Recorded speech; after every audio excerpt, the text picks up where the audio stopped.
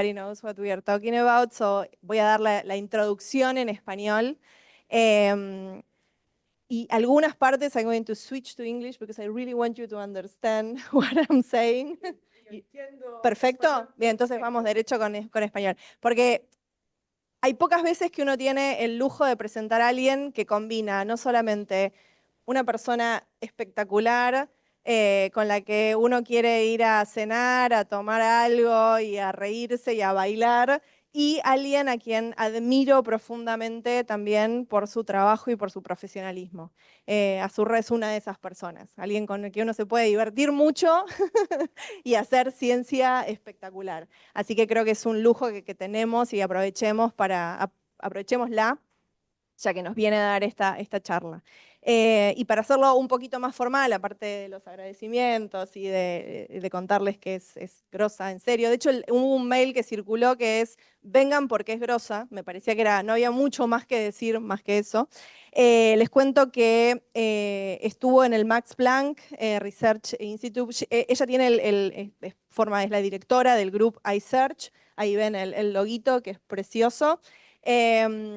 Trabaja en búsqueda de la información, en espacios ecológicos, en active learning. Es profesora en la Universidad de Munich, en TUM, en el departamento de educación y en el departamento de ciencias cognitivas de la Central European University, que está ahora en Viena.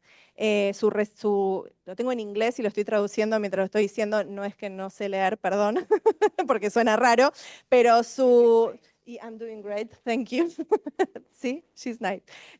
Su investigación se focaliza en el estudio de cómo los chicos y los adultos buscan activamente información mientras van tomando decisiones, cómo toman inferencias causales y cómo resuelven problemas de categorización mientras lo están haciendo.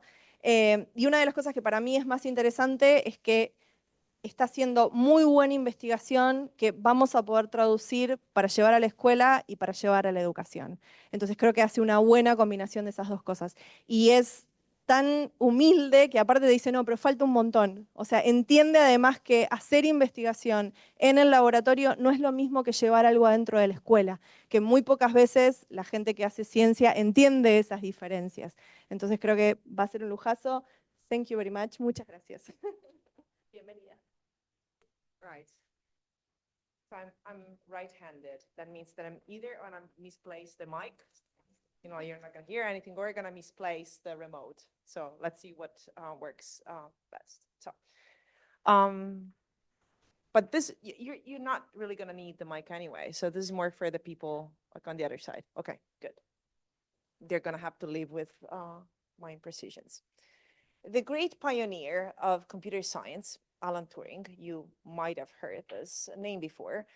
He famously believed that, yes, it is. Yes, it works. He famously believed that in order to build an artificial intelligence that is able to think and to create and move just as we do, one will have to basically build it as inspired by a child. So basically something like, wow, like, doesn't work. Suspense. I'm gonna use the, oh no, it's just not working. No, it's okay, it's okay. Something like this. There was a lot of suspension, created. So basically something like this. So an artificial intelligence that basically kind of roams around the room in very unspecific, unsystematic patterns, puts its fingers in like every hole that is found about and licks basically everything that is to be found on the floor. What is interesting is that we all start like this, right? And then somehow, just over the span of a couple of decades, we get from here to here, and here, and here, and here, and sometimes here. So I guess you recognize these faces on the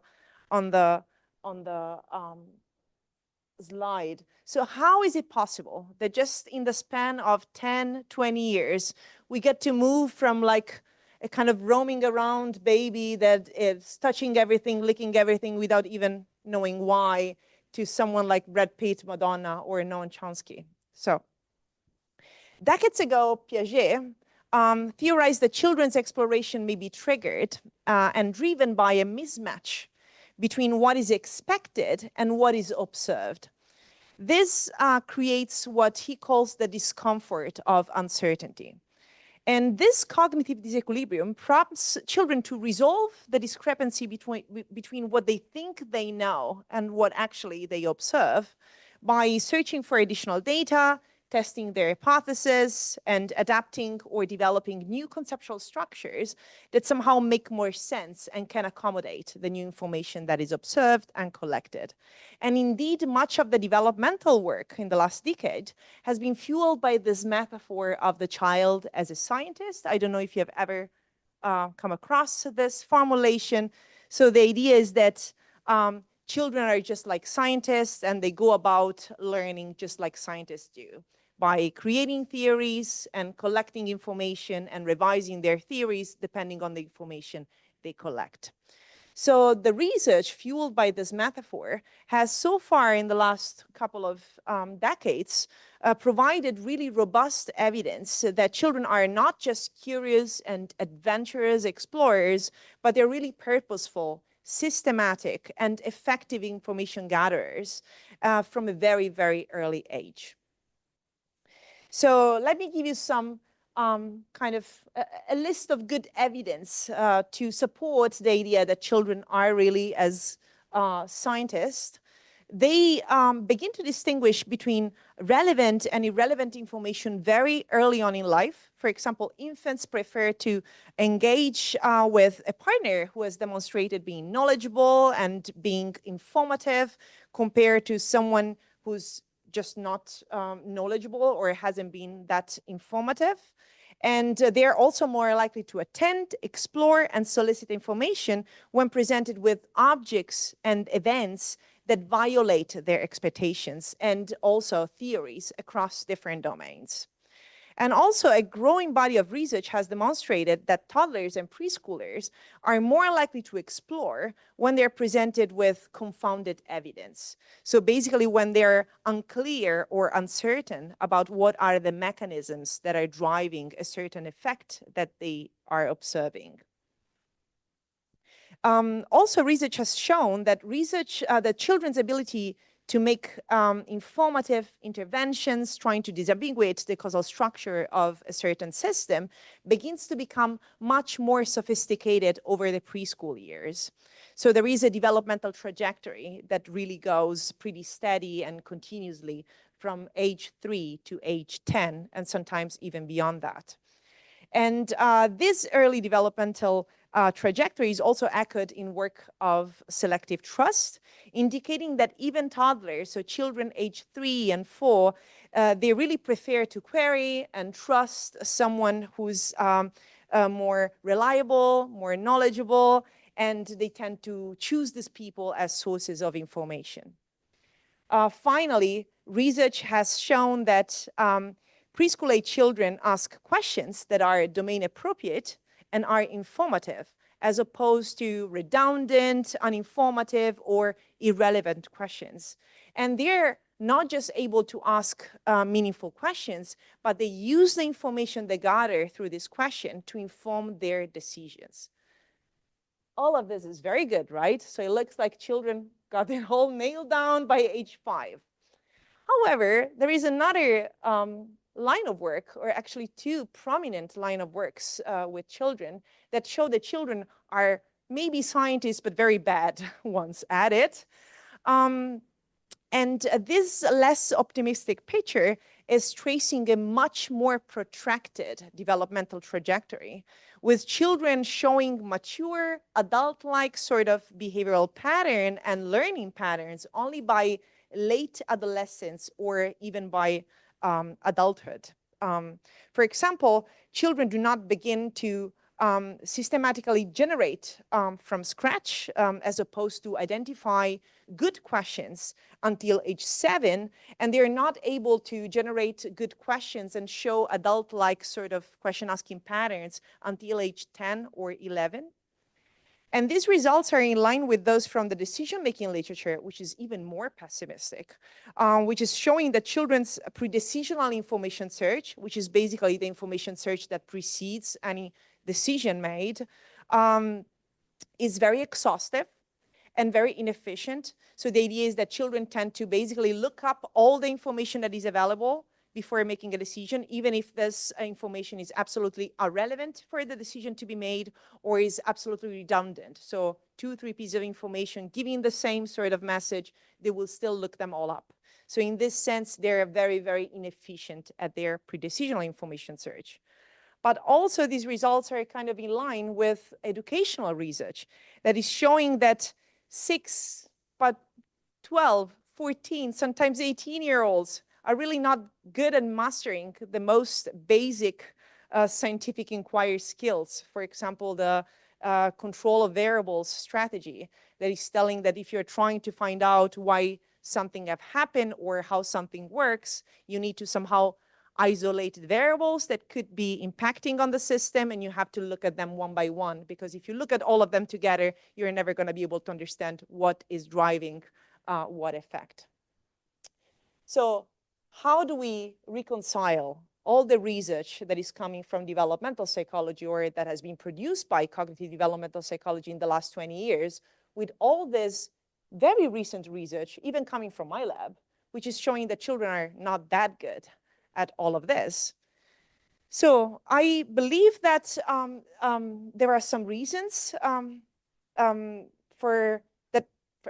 for why we may have failed to capture children's sort of early learning competences.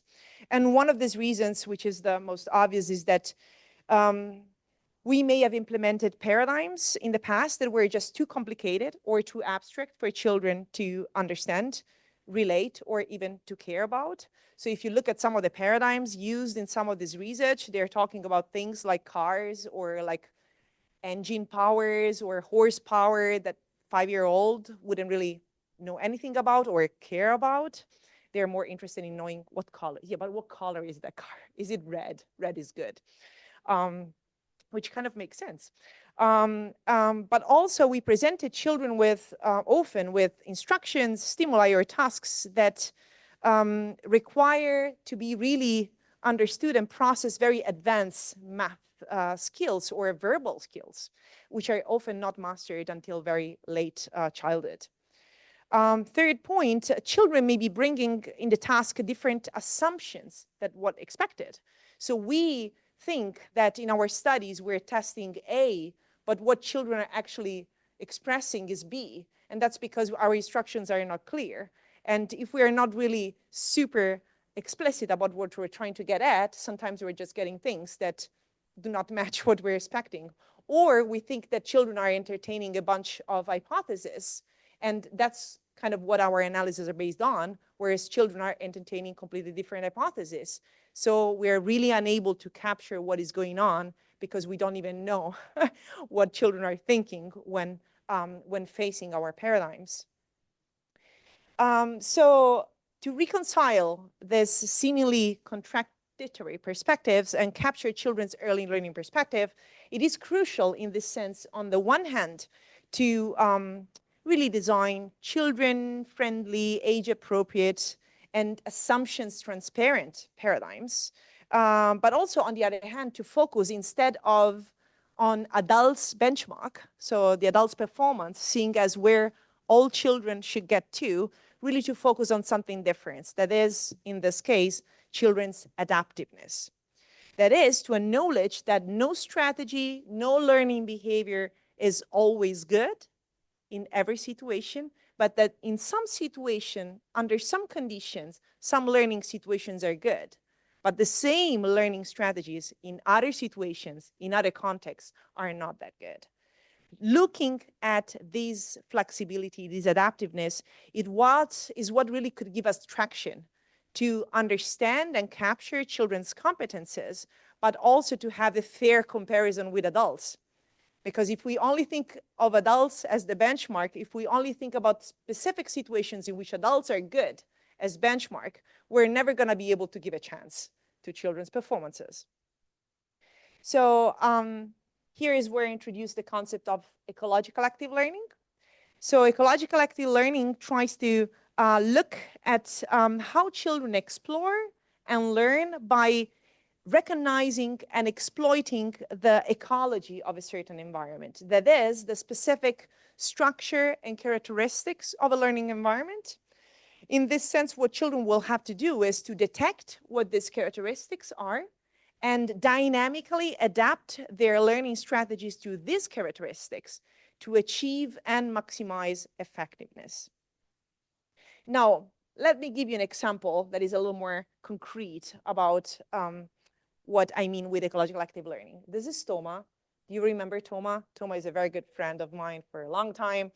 So yesterday, Toma was late for school. Why was late for school? So let's play this game together. Let's suppose we have these 4 possible reasons for Toma being late to school.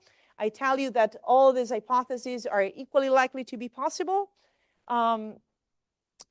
So that's what I call a uniform distribution. So you have to find out why Toma was late for school again by asking as few yes or no questions as possible.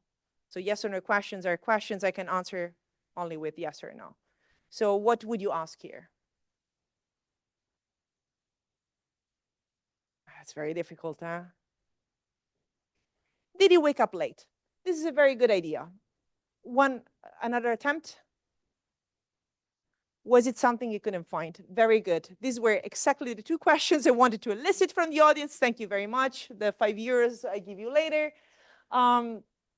These are very good questions, but this one question in this specific case is a little more fitting. Why?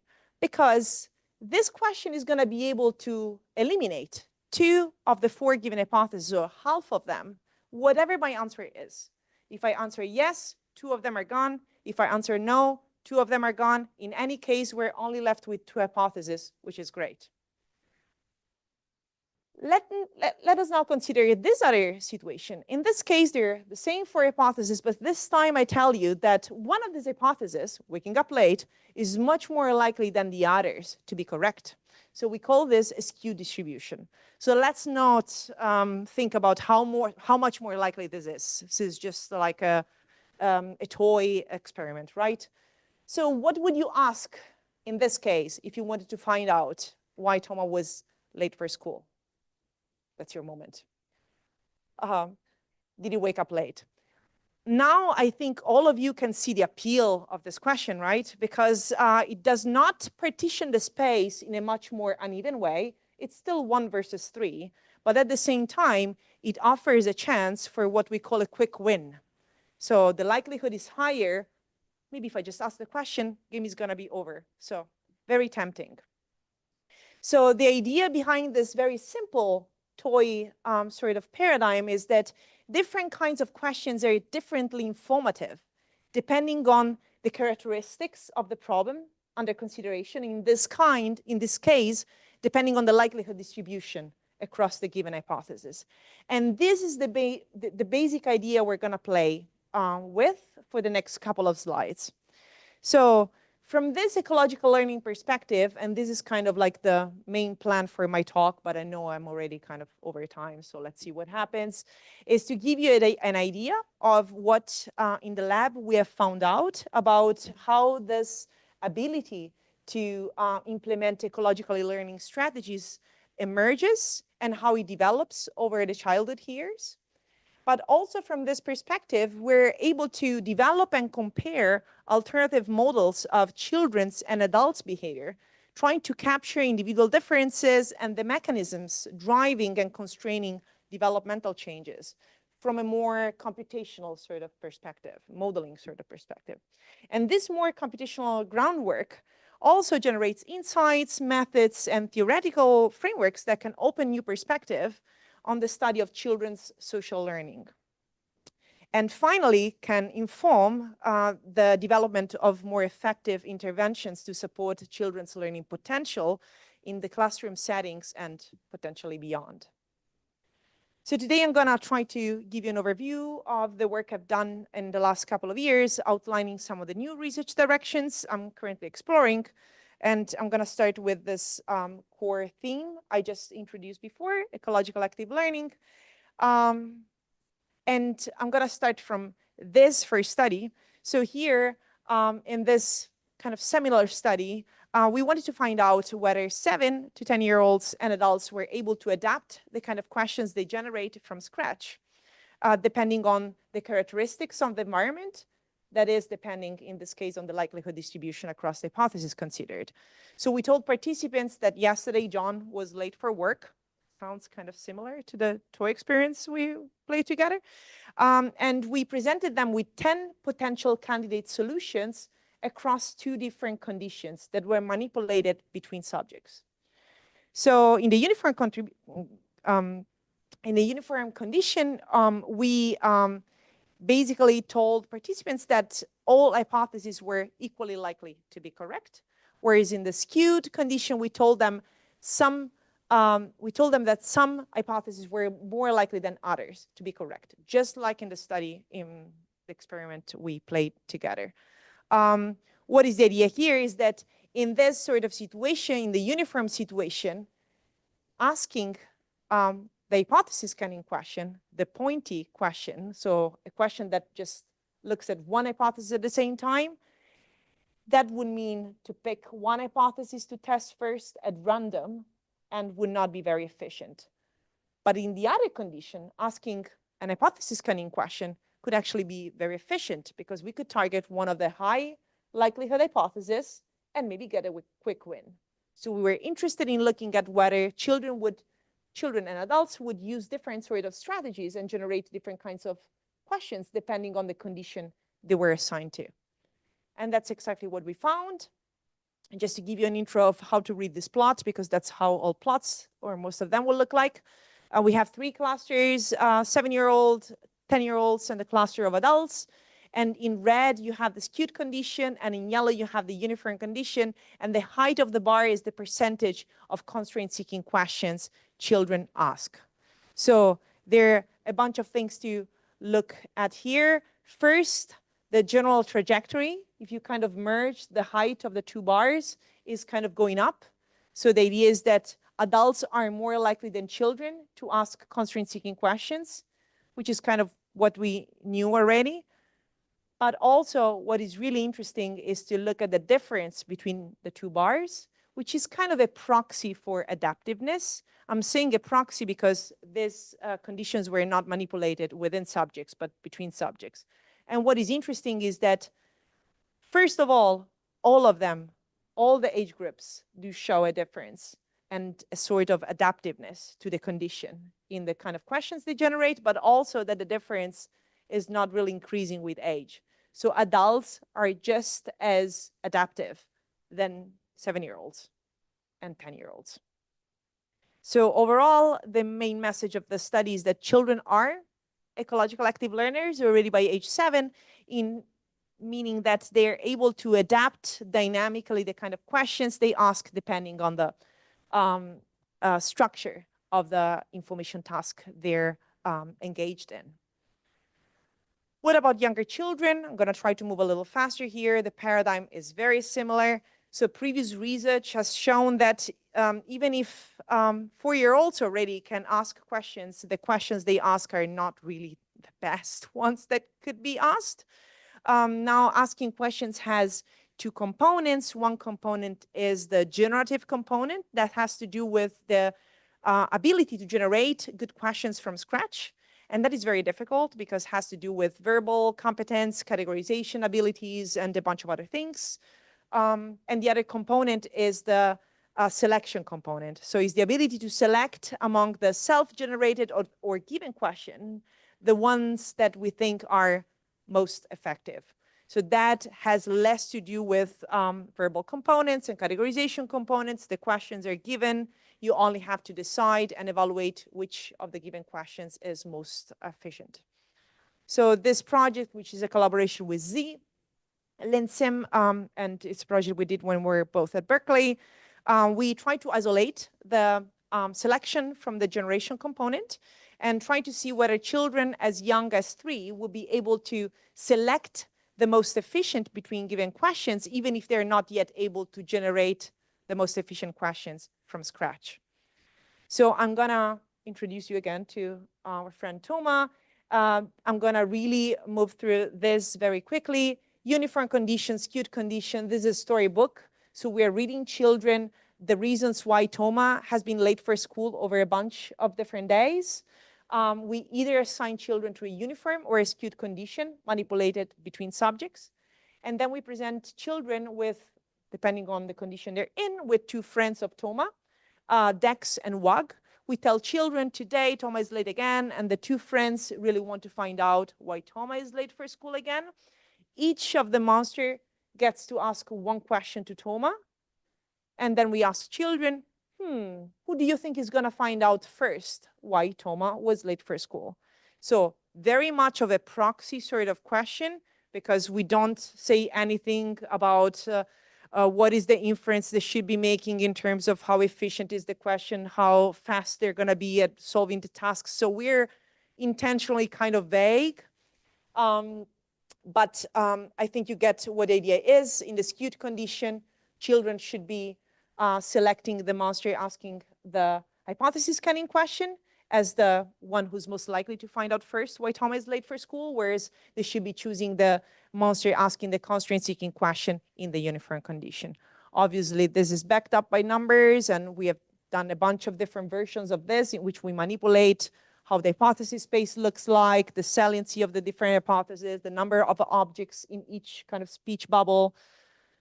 But all in all, this is always what we get, which is what we hope to get. So in yellow, you have the percentage of children selecting the constraint-seeking monster.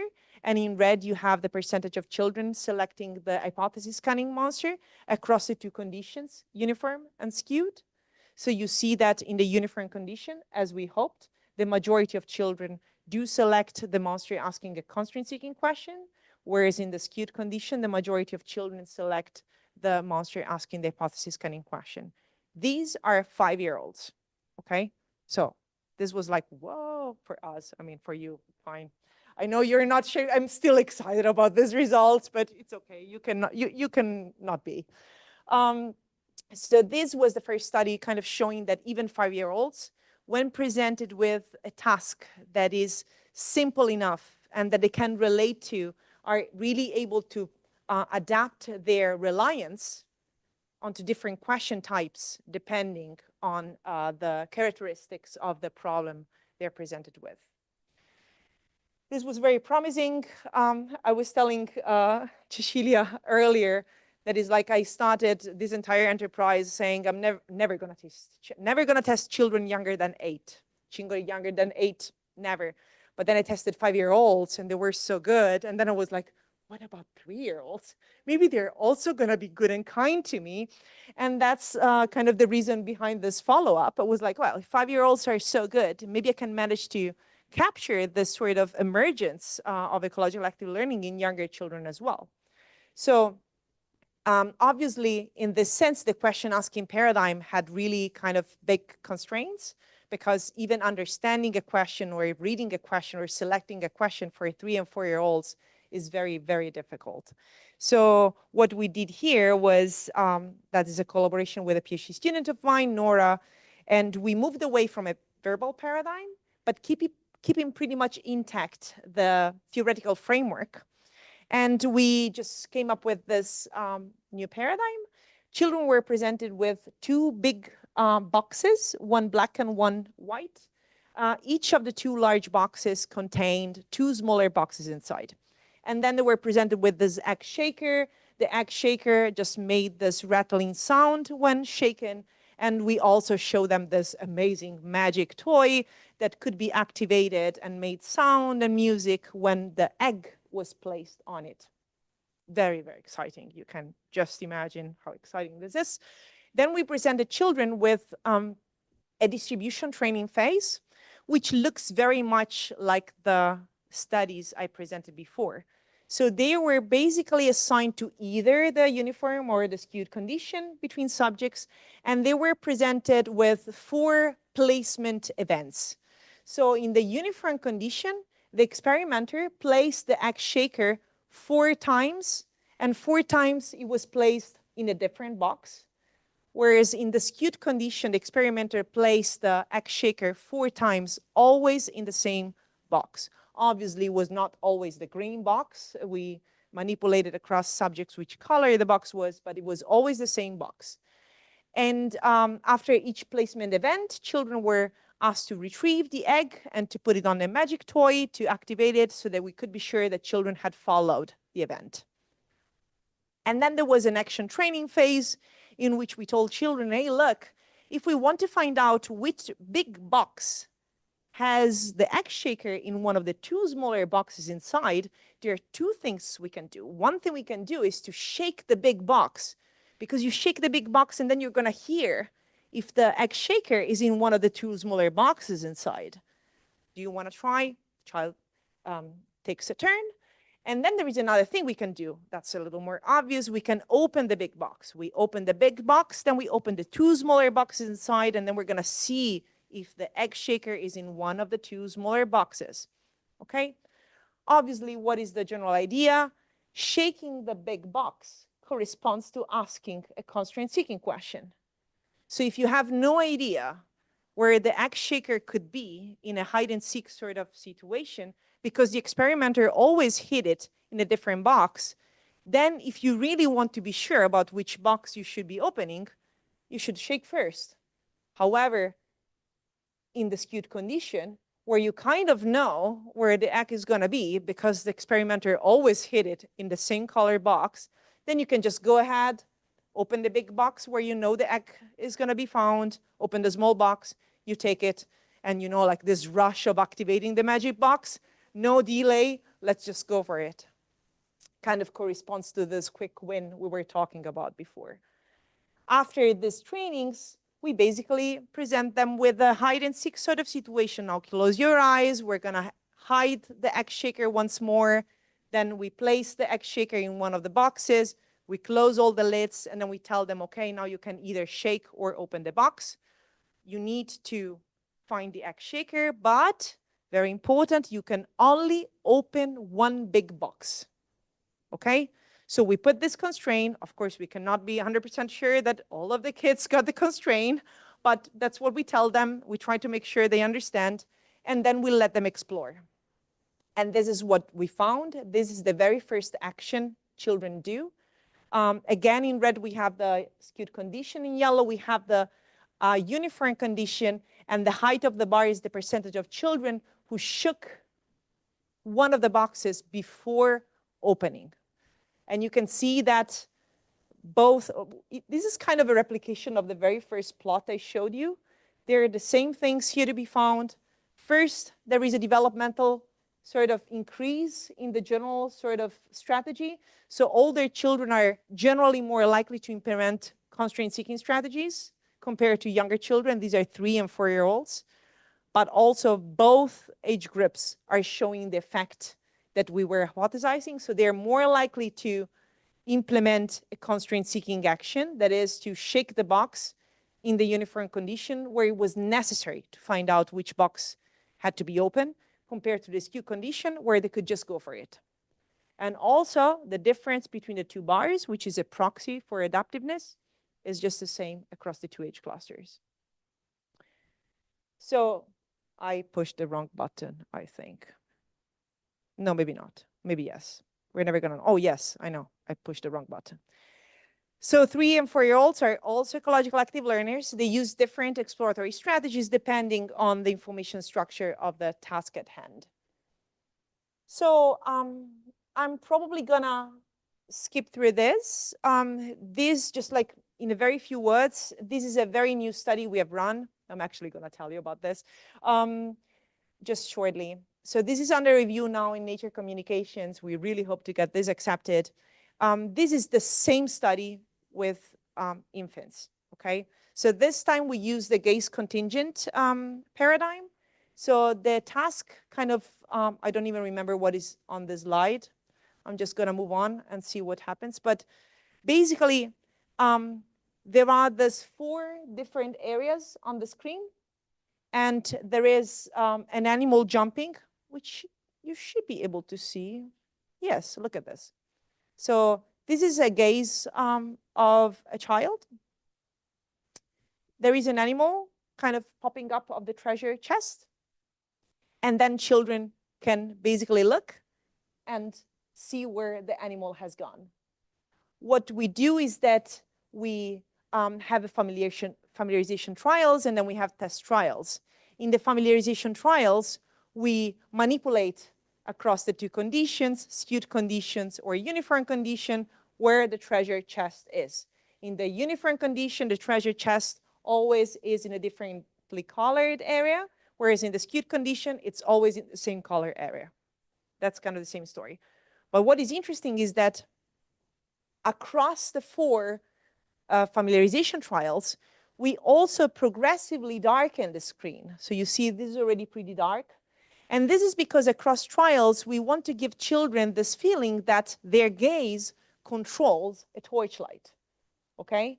So we don't want to tell them anything explicitly, they're too young for this, but we give them this progressive control on the torchlight by showing them the screen progressively turning darker and darker until at test, the screen is completely dark, which is here.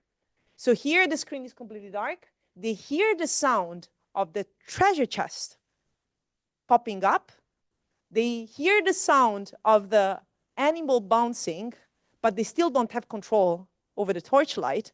And then the animal appears, they can hear the sound they have been familiarized with, but they don't know where the animal is. And then they get control on the torchlight and they can search for the animal, okay? What is the idea?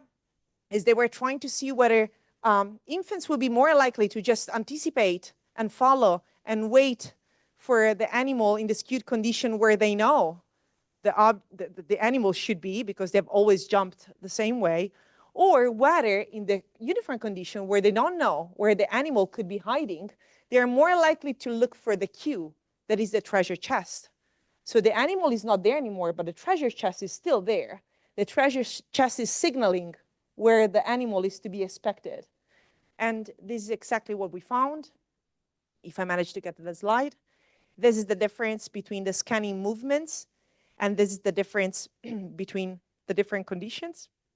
And you see that at age 18 months, there is not really much difference between conditions, but already by age 20, 24 months, you start seeing big differences between the two conditions, both in terms of the scanning movements.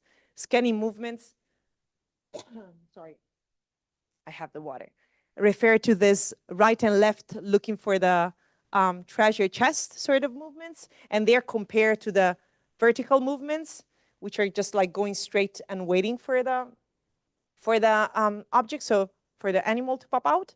And this is just the difference between conditions. So this is just another way of visualizing the same sort of information. So all in all, we have hopes for infants as well. We're now developing another paradigm, which is an EEG version of this, because we're trying to get a little more fine-grained data, especially on the very little ones, and trying to use maybe a method that is a little less noisy. But that is like one of the main directions my lab is trying to move on to testing younger children. These are more like, just tell you a couple of more things because we think, if I still have 6 minutes, a little more time, yeah. So I mentioned also the interest into computational models. This goes different directions, so I'm going to be very quick about this. One reason why this computational approach is interesting is because it allows to deconstruct and disentangle the mechanisms that are underlying developmental differences. So beyond just saying, oh, look, 7-year-olds can do this and 5-year-olds cannot, using this more computational-based approach, we're able to identify the reasons why some differences might emerge at different age sort of milestones. But, which is one of the reasons I'm mostly interested in at the moment, it really allows us to identify the contribution of individual, age-related, and environmental factors to developmental differences, including socioeconomic status.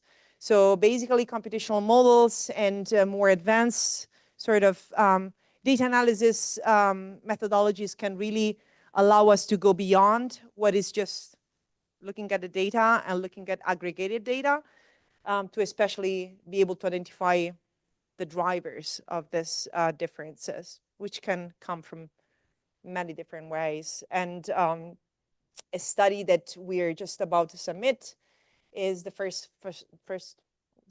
cross-cultural study we run. And there we found, for example, that socioeconomic status is a driver of potential for active learning, measured across a bunch of different tasks, even when controlling for intelligence or motivation or the usual sort of contributing factors you would include in a test battery. So this is kind of sad, but also gives us a little traction to be able to intervene on it. So the more we know about why some differences are there, why some individual differences emerge, the more we can target them with individualized interventions. And finally, the computational sort of approach allows us to trying to get at what is that drives children's curiosity and persistence. And I'm going to skip this because we don't have time. Happy to talk about this another time. This is a paradigm that tries to look at the difference between children and adults in their exploitation patterns. But instead, I'm going to tell you about this one project because that's something that we're still working on with infants and with adults. We're having a lot of problems with the adults, not the infants, as usual. So this is something that I will be welcoming any also comments on. So this is probably also what I'm going to finish with, so that you're all good. So the idea here is to try to find out how do we behave adaptively in scenarios in which there are no rewards or the rewards are sparse. So this is an idea that psychologists, computer scientists, and roboticists have really struggled with. And one of the solutions that has been proposed is that curiosity-based systems could do better than traditional and standard reinforcement learning methods. So these systems have in common the idea that quantitative increases in information gain are themselves rewarding and can drive the information search of children and adults, and even potentially an artificial system. Although it seems pretty clear that, although it seems pretty clear that children are curious, and that because of this curiosity, they really have these impressive learning abilities, it's kind of unclear whether the information, the amount of information they could be gaining with a certain action is enough to drive and mediate their information search behavior and their curiosity. So in this project, we're trying to look at whether, this is a collaboration with Eric, the animation I kind of skipped. We tried to look at whether and to what extent the opportunity to gain information alone is enough to drive information search behavior, and in this case, persistence. So children were presented with a series of doors, potentially infinite series of doors. And basically what they had to do was to click on the door to see whether Sam was there. So children were looking for Sam. Let's look for Sam the lion. Where is Sam gonna be? Maybe behind this door. Click on the door. Oh no. Click on the other door. Oh no. Click on the other door. Oh no. It's a very boring task. It was supposed to be boring. Obviously, the entire kind of the main measure that we were trying to get at is how long children would be willing to go through this before giving up. And we measure giving up in different ways. Could be, we got a bunch of different ideas from piloting data, but most of them just like look at their parents. Fuck. They didn't say this, but that's exactly what they meant. But on pilot data, so children are incredibly persistent, even in this particularly boring task. We got children who explored this in pilot studies for 35 minutes before actually ungluing the eyes from the screen, and the experimenter was about to, I was like, whatever, I'm gonna stop this job. I'm never gonna do this anymore. And then eventually we decided that we would cap the maximum amount of exploration time to 3 minutes for the sanity of both the parents and the experimenter. And that would give us enough variance to capture what we wanted to capture. What is interesting is that we manipulated across children how many animals could be behind the door, okay? So in one condition, we told children, we're looking for Sam, the lion. And in the other condition, we told children, we're looking for Sam, but we don't know whether Sam is the lion, the crocodile, blah, blah, okay? So in one case, the only information children could gain with their opening action was, is Sam gonna be behind this door? Whereas in the other condition, with exactly the same action, children could gain two pieces of information, potentially. One is Sam gonna be here? And the other is, what animal is Sam? So this is a very simple design, extremely simple, but we're manipulating something very important. Obviously, what's interesting is that over the course of potentially infinite trials, the difference of information gain between the actions across the two conditions gets smaller and smaller, but it's never gonna be, it's a limit, right? So it's never gonna touch. They're always gonna be different from each other. So what we found is that children were, as we hypothesized, more persistent in the 8 animals condition, so meaning that they open more doors, but also they showed the first sign of leaving, looking at their parents or like getting distracted, looking away for a little time, much earlier in the 8 animals condition than in the 1 animal condition. And also more children, a higher proportion of children in the 8 animals condition capped to the 3 minutes and explore for the entire time. So we also replicated these results when manipulating the amount of additional information got, because one criticism we received at the very beginning is that the 1 animal condition is very peculiar because it's like 1 animal, so maybe it's not really fair to compare the 8 animals condition, again, like a certainty sort of animal condition. So here we manipulated a 2 animals condition versus an 8 animals condition, and we found exactly the same pattern. But also we got the same pattern when conditions were manipulated within subjects, which is something we didn't think we would be able to find. But the differences are smaller, but obviously they're more powerful because they're kind of consistent across subjects, and it's a within subject design. So in general, the main conclusion of this study is that in the absence of any rewards, preschooler search is really motivated, driven, or at least mediated by the expected informativeness of the actions that are available. So I'm gonna stop here. Just to mention, like, we're running this with infants. Infants show exactly the same pattern as 3-year-olds and 2-year-olds in the study.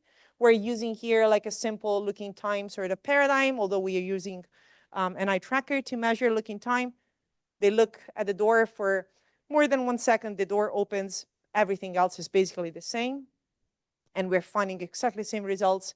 We're doing this with 5-year-olds, yeah. 8-year-olds, yeah. Adults, nothing. We have tried 15 different paradigms, every sort of incentive system we could possibly think about. Adults do not care about how informative the action is. And they're just equally persistent or unpersistent across both conditions. So we're still kind of trying to wrap our head around it, but if you have any ideas, and that's why I'm kind of finishing with an open question to you guys, I'm very much welcoming it. Thank you so much.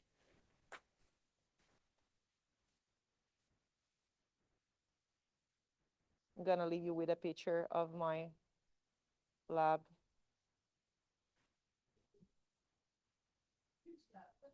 Yeah.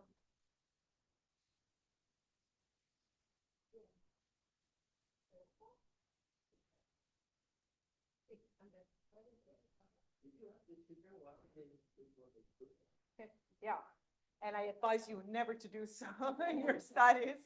I mean, I did ask children why they did what they did at the very beginning of my career. I was still young, it's my justification. What you get very much a postdoc sort of re-elaboration of what they've done. So instead of telling you why they did what they did, they tell you, oh, this is what I did, it must have been because of this reason. So it's always a post-hoc justification rather than a reconstruction of the reasons why they made a certain choice. I was thinking about, I mean, this is, should I use that? Okay. I mean, this is quite a complex reasoning, the expected information gain of some option that they have. So I was thinking if this is not some kind of a viability bias, like they saw people doing this thing many times, so they repeat that, they imitate that.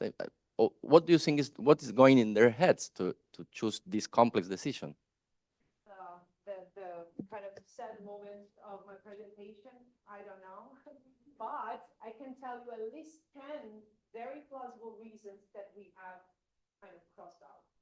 It's not about availability, it's not about saliency, it's not about any of the heuristics. Obviously, we know that they're not making an explicit calculation of information gain because adult students of statistics are not really good at it either. But we just could not find out what exactly they're doing. But we have a lot of kind of plausible reasons for which we know, that they're not doing that. So all the heuristics we could think of over the years have been kind of crossed out. What is also interesting is that there is a strange sort of threshold phenomenon. So when children are able to do this, they're able to do this at a very quite a fine-grained sort of level. So we also manipulated in similar sort of paradigms how much the two questions we present to them differ in terms of information gain. And what's interesting is that this is not mediating their performance. So it's not that the bigger the information gain gap is, the easier it is for them to make the choice. It's just either they're good at it and then they can make all the decisions the right way, or they still don't know and then they're choosing a chance. And this kind of threshold changes, but seems to happen between age 4 and 5, at least for the kind of big sort of bigger differences in information gain that we have considered. But then there are some biases that seem to carry on even in adulthood. So there is a strong bias people have in thinking that the one question that targets the most objects is going to be the best question. So there is this strong, obviously it's not, impairing adults' performance at the aggregated level, but there are a lot of adults, many more than you would expect, that are making this very big sort of mistake to say, oh, a question that targets 90% of the objects is a better question than one that splits the hypothesis space in half. So we believe we're actually working on this at the moment because we run this study with university students and they miserably fail, like all this sort of tricky, but not really tricky sort of questions that 5-year-olds can get, but adults apparently not really. There seemed to be like a big misunderstanding about what the structure of the task is, that children don't seem to have. Again, we go back to the assumptions that different people bring into the task. Children seem to understand right away what this is all about. So they're less likely to kind of like fall prey of this bias. But adults do think it's all about choosing the question that is targeting, that is most likely to target the object, or to include the object that is a target. And it's very difficult to kind of convey the idea that, no, this is not what this task is about. Maybe let's play one round of the game together. Okay, let's play a second round. And at the third round, they're like, oh, I got it. But that's really like a lot of example that they seem to need to shift what they expect from the task, to the right direction. Maybe. Maybe. I think there is what happens with adults, but that's my general theory and will have to be proved, so take this with a pinch of salt, is that adults are very used, and it makes sense, at doing things a certain way that works. And in that sense, they're way less flexible in general, but also way less kind of sensitive to the instructions or to things that are kind of different. You know, they look at a task and they think like, oh, I know what you're asking me. I know this. I know this room. I know you. I know what's going to happen. And they just like automatize their response, and which makes totally sense, because if we were to think about what we're doing, whom we're talking with, the entire time our adult's life, we will be completely impaired, right? We will be able to maybe make 3 actions in the course of the entire day. So we grow up basically learning how to make things faster, how to say like, oh, there's a guy, I don't know you, but I know you're Argentine. I can assume you're kind of speaking a couple of languages. Maybe I can't, you know, like every time second guess everything about everyone. This will be too slow, too long, impossible, unbearable. So that's what we learn to do. However, sometimes surprises happen. Things are happening that we didn't expect. And in these cases, we fail. We fail, and it takes a while to say, oh, right, sorry, this is not the situation I thought I was expecting. I should actually do something different. Children, maybe even just because, not because they're flexible, because maybe just because they have less experience of the world, they're just less sort of, they have weaker expectations about things. And therefore, maybe they're a little more sensitive to what is about to happen, maybe just a little more receptive, or maybe just because they don't know, every situation is kind of new, so they don't really have strong assumptions about what they should be doing. So that is one idea, but I'm working on trying to find out what really could be the difference.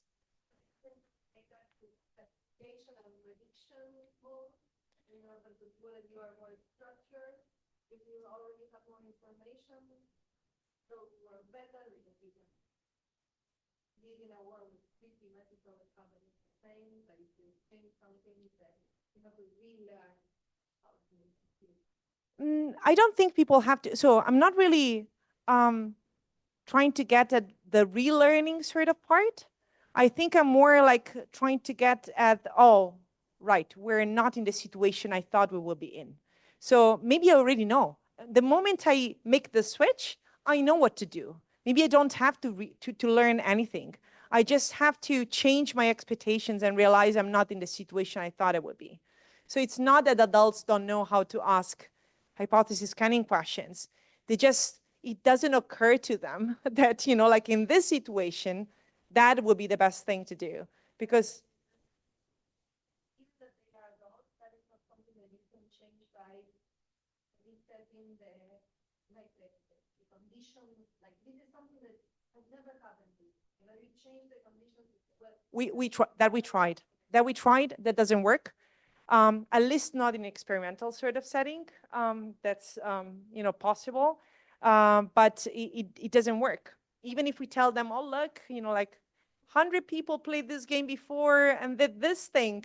Don't you think it would be a good thing to do it? No, that's, you know, that's the way you do this thing. I know you're trying to trick me. That's the way to go about this task. And children are way more sensitive about the things we're telling them. Which again, it's like evolutionary speaking, totally makes sense. So we also don't want to change. It's one of those things like maybe we should just leave it as it is, because it kind of makes sense. We evolved to be able to skip a lot of reasoning steps, but has some drawbacks. In some novel situations, unexpected situations, children do better.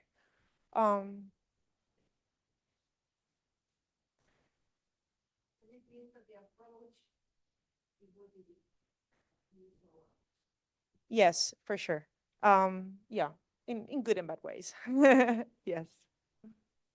I was just about to get to that. I think you didn't get enough time to get to that point, but how did these results from your studies translated in any new strategies to use in a classroom, for example? So we had this conversation before. Okay, the good way to put it is like, I feel very humble. I think we're not there yet. So I think potentially this work can inform school interventions. we're doing much more applied work that tries to get closer and closer to what could be really implementable in the school sort of system.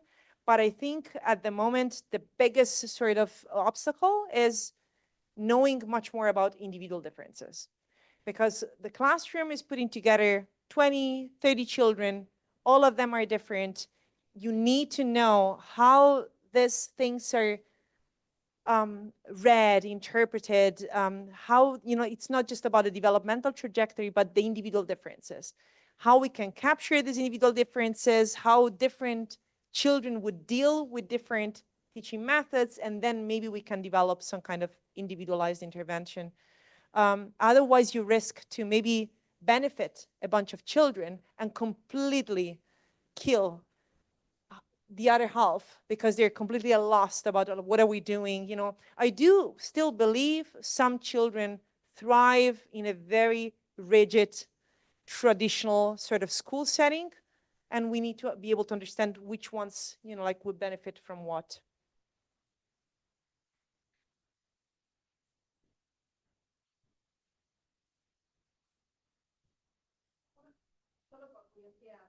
Sorry, in Spanish. We're thinking in Spanish.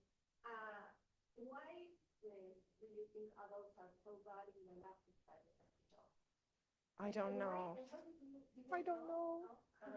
I don't know. Then I will ask again, didn't you try, instead of comparing one versus A versus 10, like, didn't you go up? We have compared everything. I think what makes me still sleep at night is that it's not necessarily a bad thing, right? So, compared to the question asking where there is clearly like, a good thing to do and a bad thing to do, in this case, like the fact that information gain motivates your persistence, it's an interesting thing, but it's obviously not, undermining adults' competence or anything. There are reasons for why this could be more important for children compared to adults. You want to kind of persist at the things that are going to give you the most information, and this is definitely more important for younger children compared to adults. But still, to some extent, I thought we should be able to find the same in adults. So that's why I'm still kind of, on the quest for finding the right paradigm. But we have tried to manipulate that. We have tried to manipulate the incentive system. So how much is at stake, paying for the actions they make. We had very fancy paradigms with, like detective sort of stories or murders happening. They need to find, we tried everything. Adults are just like, either absolutely interested, oh, I love this, and they search for like 4 minutes in both conditions, or they're like, I don't care, whatever. And they're like, for search like, okay, I think I'm done in both studies. Yes, but for children, we have individual differences, but also a very consistent pattern. From age 10 already to adults, we start losing this effect. I guess we're just gonna have to live with that. It's okay. Yeah, we just don't see any pattern in terms of difference between conditions. So it's not that they're, like systematically uninterested in the task or systematically interested. They're just like either interested or not, but that is not at all mediated by the condition they're in.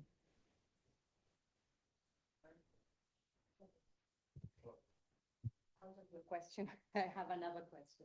I was wondering, after his question about listening to the kid's voice, if there's not a clue there, to be able to understand how they think, and then the correlation to how we teach. I'm a kindergarten teacher, so I'm used to listening to the students. And sometimes, out of what you said also is that they interpret things in another way. And to be able to see how they think, I was wondering, sometimes it's something, a strategy that we use with the kids is say, how will you explain this to another kid? And there we find a lot of information. So I was wondering if that could not be a good question and finding out what he said. Now, what do they have to say of how they solve things? I was just wondering, no? No, no, no, absolutely. So there are studies in which this has worked very well, but for the question asking studies, we just couldn't find anything. So we even had this precise prompt, like, oh, how would you, teach another kid how to ask good questions in this task? We just don't get, I mean, some kids produce interesting and also very creative, sort of explanations. So one kid was like, oh, because even when they're completely bogus, okay, do not make sense, still are interesting. So we got this kid was like, oh, I asked this question because I have a friend and my friend also has a yellow backpack and he's also always late for school because he wakes up late. So does it make any sense? But at the same time, there was a generalization, there was some kind of, so it was a thought process, but most of the kids would just not be able to produce anything or make sense of what they've done. This until age 10. Adults are obviously, adolescents, adults, they're better able at articulating what they're doing. But then it's kind of less interesting because it's a little more likely that they're actually doing what they're supposed to do. Yeah.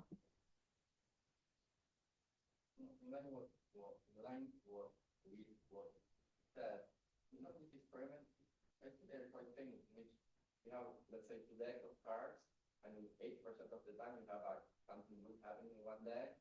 So if you put a rat or a monkey doing that, they will figure out that they should go always with the deck that has 8% chance. But if you put an adult human being, they will 20% of the time go to the other deck. It's not the best strategy. So we are trying to outperform. Do children behave here like monkeys or like Mostly like adults. There is a little bit of a shift that is more having to do with sampling. So this is more like in the line of sampling sort of work. It's still kind of under the information search sort of strategies, but it's like sampling behavior. And children are mostly in line with, in most of the paradigms, they're in line with what adults are doing. Although in some paradigms, they have managed to elicit more kind of accurate sort of sampling behavior in younger children. But you can also get adults to succeed at these tasks if you frame the task in a different way. So there, and sometimes it's just like enough to use different formulations or to present like different, really like these are not squares and circles, but we're talking about 2 different, like reasons why something might have happened. So you put it in the causal sort of framework.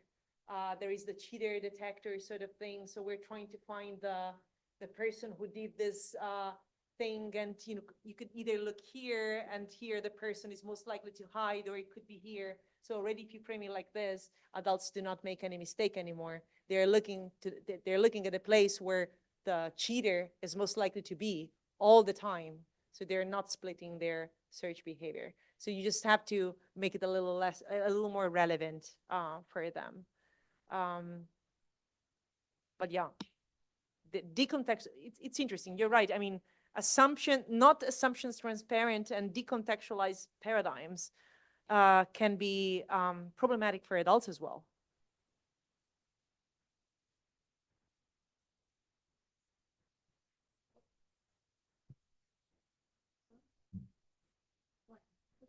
Thank you very much.